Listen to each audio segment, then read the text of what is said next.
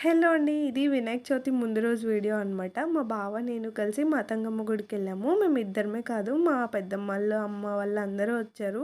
చిన్న మొక్కుబడి ఉంటే ఇక్కడికొచ్చామనమాట. ఎప్పటినుంచో ఉండిపోతుంది. మేము ఇల్లు కట్టుకున్నాక వద్దామని అనుకున్నాం. అప్పటి నుంచి ఇప్పటికొచ్చాము.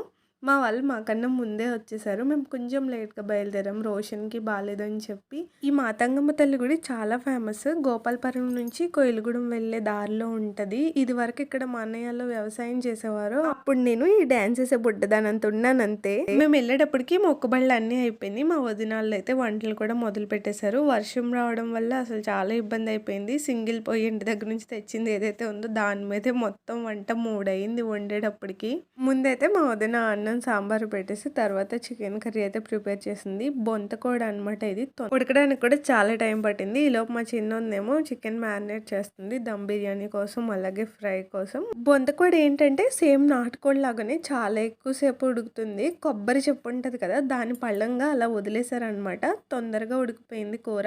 మటన్లో కూడా ఇలానే చేస్తారు. పచ్చి కొబ్బరి చిప్ప తొక్క తీయకుండా అలా వదిలేస్తే తొందరగా ఉడికిపోతుంది. చూసారు కదా ఎంత మెత్తగా ఉడికిందో ముక్క. అసలు ఈ వర్షానికి వాతావరణం ఎంత బాగుందో తెలుసా. పొయ్యి పక్కన కూర్చుంటే భలే వెచ్చగా ఉంది.